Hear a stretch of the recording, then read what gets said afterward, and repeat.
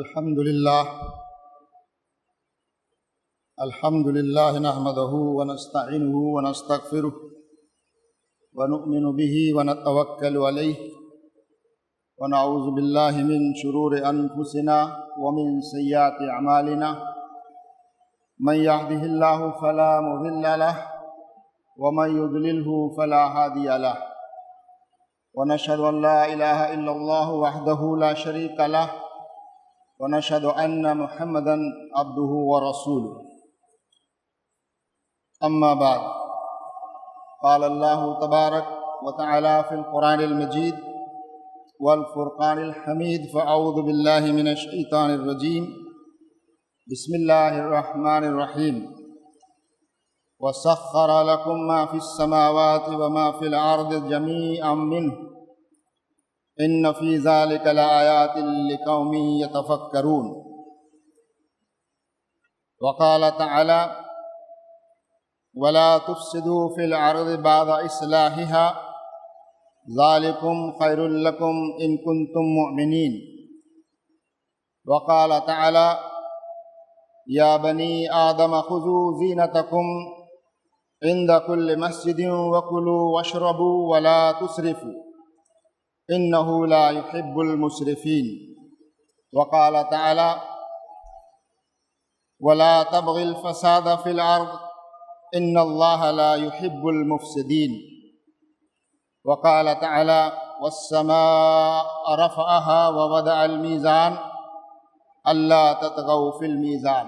صدق اللہ العلی العظیم۔ حمد و ثنا بڑائی و کبریائی اللہ رب العالمین ہی کے لیے ہے۔ درود و سلام تمام انبیاء کرام پر، خصوصاً آخری نبی حضرت محمد مصطفیٰ صلی اللہ علیہ وسلم پر۔ برادران اسلام، بزرگوں اور بھائیوں، قرآن کریم کی چند آیات کی ابھی تلاوت کی گئی۔ 5 جون کو ہر سال پوری دنیا میں عالمی سطح پر ورلڈ انوائرمنٹ ڈے منایا جاتا ہے، عالمی یوم ماحولیات۔ کل 5 جون ہے۔ پوری دنیا میں ماحولیات پر، انوائرمنٹ پر اور اس میں جو عدم توازن پیدا ہو رہا ہے، کیا جا رہا ہے، اس پر پوری دنیا میں گفتگو اور بحث ہو رہی ہے۔ آئیے ہم دیکھیں کہ قرآن کریم اور اسلام کی تعلیمات ہمیں اس سلسلے میں کیا رہنمائی دیتی ہیں،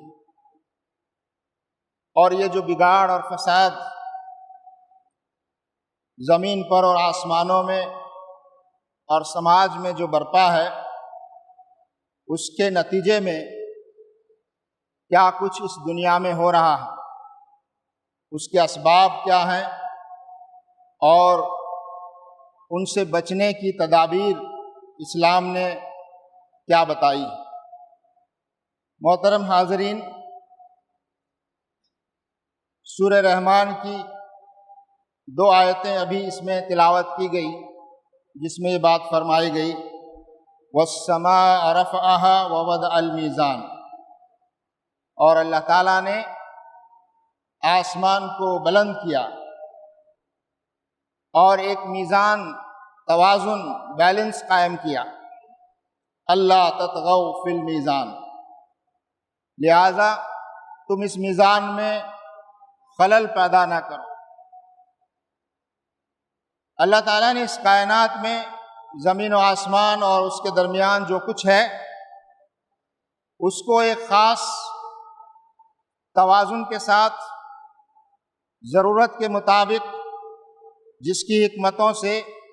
اللہ تعالیٰ اچھی طرح واقف ہے۔ ہو سکتا ہے وہ حکمتیں انسان کو سمجھ میں نہ آئیں، لیکن اللہ تعالیٰ نے اس پوری کائنات میں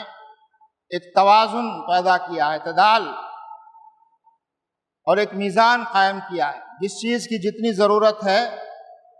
اس کو اسی مقدار میں اللہ تبارک و تعالیٰ نے پیدا فرمایا ہے۔ انسان کو اللہ تعالیٰ نے اس کائنات میں کچھ اختیارات اور آزادی دی ہے،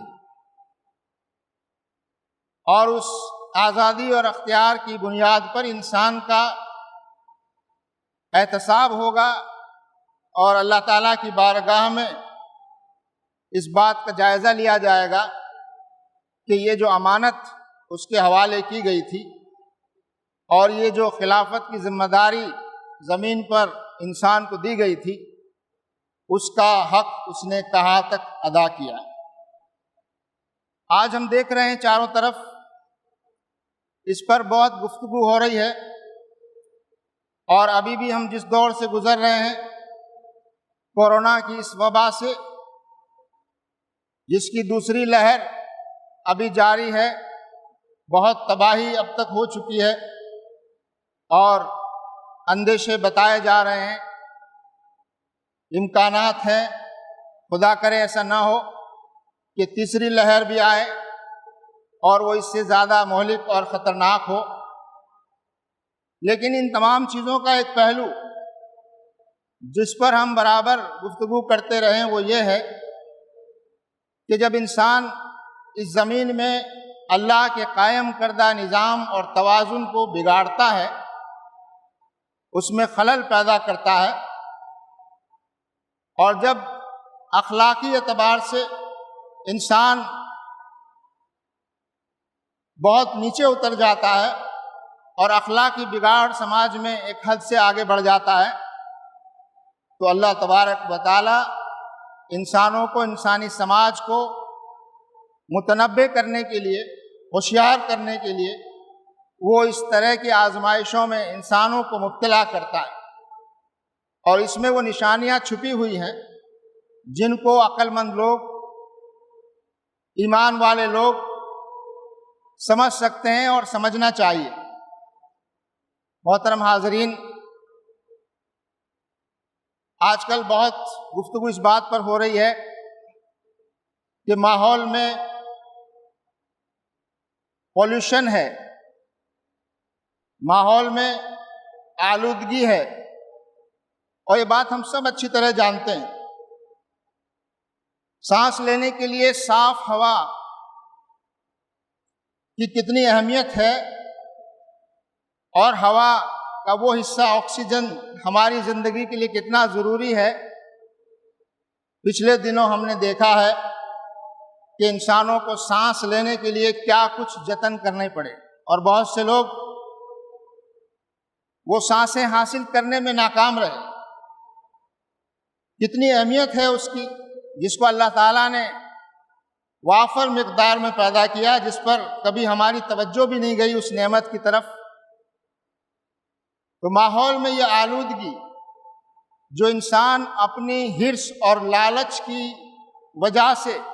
پیدا کرتا ہے، جب وہ حد سے آگے بڑھ جاتا ہے، جب وہ قدرتی وسائل اور نیچرل ریسورسز کو ایک حد سے آگے بڑھ کر اس کا بیجا استعمال کرنے لگتا ہے، تو پھر اس پورے نظام میں ایک عدم توازن پیدا ہوتا ہے۔ سائنسداں بتاتے ہیں کہ جب ایئر پولوشن ہوتا ہے، کاربن ڈائی آکسائڈ بڑی مقدار میں پیدا ہوتی ہے، چاہے وہ وہیکلز کے ذریعے سے ہو یا کچھ اور چیزوں کو جلانے کی وجہ سے ہو، یہ کاربن ڈائی آکسائڈ کی مقدار جب ایک حد سے آگے بڑھ جاتی ہے تو اس کے کئی نقصانات سائنسداں بتاتے ہیں، اور وہ ثابت شدہ ہیں۔ اس کا ایک نقصان تو یہ کہ اس زمین کو حفاظت کرنے والی ایک لیئر اللہ تعالیٰ نے بنائی ہے، جس کو ہم کہہ سکتے ہیں کہ وہ ایک پروٹیکشن لیئر ہے، جس کو اوزون لیئر کہا جاتا ہے۔ یہ کاربن ڈائی آکسائڈ کی مقدار ایک حد سے آگے بڑھ جائے تو اوزون لیئر میں شگاف پیدا ہونا شروع ہو جاتے ہیں، اور سائنسداں بتاتے ہیں کہ وہ شگاف پیدا ہونا شروع ہو گئے، اور جس کی وجہ سے زمین پر آنے والی وہ خطرناک شعاعیں، وہ خطرناک ریز جو انسانی سماج کے لیے، انسان کی زندگی کے لیے نقصان دہ ہیں، جس کو وہ اوزون لیئر روکتی ہے، وہ پہنچنے لگتی ہے، اور انسانوں پر اس کے اثرات پیدا ہوتے ہیں، غلط اثرات پیدا ہوتے ہیں۔ جب کاربن ڈائی آکسائڈ کی مقدار ایک حد سے آگے بڑھتی ہے تو ایٹماسفیئر کا ٹمپریچر بڑھتا ہے، درجہ حرارت بڑھتا ہے، اور اس کے نتیجے میں جو گلیشیئرس ہیں، جو برف کی ندیاں ہیں، پہاڑوں پر جمی ہوئی جو برف ہے، جو توازن کو قائم کرنے میں بہت اہم رول ادا کرتی ہیں، وہ پگھلنے لگتی ہیں، ان کے پگھلنے کی رفتار بڑھ جاتی ہے۔ ابھی کل پرسوں ہی ورلڈ بینک کی ایک رپورٹ شائع ہوئی اور اس میں اس بات کی طرف اشارہ کیا گیا کہ گلیشیئرز کے پگھلنے کی رفتار اور پہاڑوں پر، ہمالیہ پہاڑ پر جمی ہوئی برف کے پگھلنے کی رفتار نارمل سے بہت تیز ہو گئی ہے، اور اس کے نتیجے میں سیلاب کا آنا، سمندر میں پانی کی سطح کا اوپر اٹھ جانا، یہ بہت خطرے کی علامتیں ہیں۔ بہت سی رپورٹوں میں اس بات کا تذکرہ کیا گیا ہے کہ اگر یہی سلسلہ جاری رہا جس رفتار سے ایسا ہو رہا ہے تو چند سالوں کے بعد اگر سمندر کا لیول 1 میٹر بھی اوپر ہو جاتا ہے تو سمندر کے کنارے بسے ہوئے بہت سارے بڑے بڑے شہر جن کی آبادی کروڑوں میں ہے، وہ شہر پانی میں ڈوب سکتے ہیں۔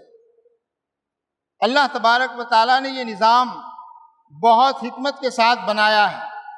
اور اس میں چیزوں کو ایک توازن کے ساتھ رکھا ہے، لہذا جب انسان اس میں خلل پیدا کرتا ہے تو پھر اسی طرح کا فساد رونما ہوتا ہے، اور اس کے نتیجے ہم کو کبھی زلزلوں کی شکل میں، کبھی سیلاب کی شکل میں، کبھی قحط سالی کی شکل میں، اور کبھی اس طرح کی وباؤں کی شکل میں ہمارے سامنے آتے ہیں۔ اور بھی بہت ساری چیزیں ہیں، یہاں موقع نہیں ہے ان تفصیلات کا۔ اللہ تبارک و تعالیٰ نے قرآن کریم میں اور رسول اکرم صلی اللہ علیہ وسلم کی سیرت سے ہمیں یہ رہنمائی ملتی ہے کہ ان قدرتی وسائل کو بہت احتیاط اور کفایت کے ساتھ استعمال کیا جانا چاہیے۔ اس میں بیجا صرف کرنا، فضول خرچی کرنا، اس کو ضائع کرنا، یہ اس امانت میں خیانت ہے جو اللہ تعالیٰ نے ہمارے سپرد کی ہے۔ پانی ہی کی نعمت کو لے لیں جو نیچرل ریسورس ہے اور جس پر ساری دنیا کے انسانوں کا حق ہے، اگر کسی کو وہ زیادہ مقدار میں حاصل ہے تو اس کے معنی نہیں ہے کہ وہ اس کو ضائع کرے۔ آج ہم صرف پانی پر غور کر لیں تو معلوم ہوتا ہے کہ ہم پانی کے وسائل کا استعمال اتنا بے دردی کے ساتھ اور بے دریغ کرتے ہیں، جتنے کی ضرورت ہے اس سے کہیں زیادہ کرتے ہیں، اس کا اللہ تعالیٰ کے یہاں حساب دینا ہوگا۔ اللہ کے رسول صلی اللہ علیہ وسلم نے اپنے ایک صحابی کو وضو کرتے ہوئے جب دیکھا کہ وہ پانی کا استعمال ضرورت سے زیادہ کر رہے ہیں تو آپ صلی اللہ علیہ وسلم نے آپ کو تنبیہ فرمائی، اور وہ وضو ندی کے کنارے کر رہے تھے۔ فرمایا کہ پانی تو بہت وافر مقدار میں موجود ہے۔ اللہ کے رسول صلی اللہ علیہ وسلم نے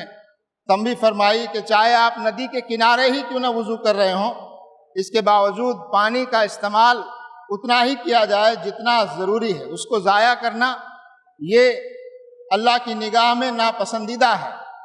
اور اس سے زمین میں بگاڑ اور فساد پیدا ہو سکتا ہے۔ آج ہم دیکھ رہے ہیں کتنے چیزیں ہم ضائع کرتے ہیں، ہماری تقریبات میں ہم کھانا ضائع کرتے ہیں، ہم اور جو چیزیں لائٹ اور بجلی کا جب استعمال کرتے ہیں تو اس کا خیال نہیں رکھتے، ضرورت سے زیادہ اے سی کا، کولر کا استعمال کرتے ہیں، سردیوں میں ضرورت سے زیادہ ہیٹر کا استعمال کرتے ہیں۔ یقیناً استعمال کیا جائے لیکن حد سے آگے بڑھنا اور اس کو جتنا ممکن ہو بچانے کی کوشش کرنا، کیونکہ ان تمام چیزوں کو بچانے سے یہ قدرتی وسائل اور یہ توازن برقرار رہے گا۔ جب جنگل کاٹے جائیں گے اور جب پہاڑ ننگے ہو جائیں گے اور انسان اپنی حرص اور لالچ کی وجہ سے قدرتی وسائل کو ضائع کرے گا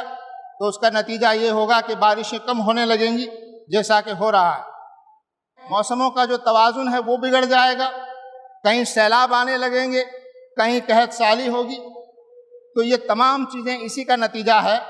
کہ ہم اللہ کے بنائے ہوئے اس نظام میں خلل پیدا نہ کریں اور اللہ تعالیٰ کی ان نعمتوں کی حفاظت کریں، اور جو توازن اللہ تعالیٰ نے قائم فرمایا اس توازن کو قائم رکھنے میں ہم اپنی ذمہ داریوں کو ادا کریں۔ اللہ تعالیٰ سے دعا ہے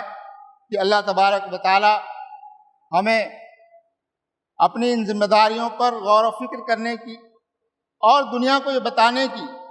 کہ اس کائنات کے خدا نے، اس کائنات کے بنانے والے نے جو اس کائنات کو توازن کے ساتھ بنایا ہے اور یہ ساری نعمتوں کو انسان کے حوالے کیا ہے، اس کے اختیار و بس میں کیا ہے، اس کا استعمال پوری ذمہ داری کے ساتھ کیا جائے اور اس میں فضول خرچی نہ کی جائے اور اس کو بیجا، اس کو ضائع نہ کیا جائے، تاکہ اس کائنات میں وہ توازن برقرار رہے جس توازن کو اللہ تبارک و تعالیٰ نے برقرار رکھا ہے۔ وآخر دعوانا ان الحمد للہ رب العالمین۔ بارک اللہ لنا ولکم فی القرآن العظیم ونفعنا وإیاکم بالآیات والذکر الحکیم۔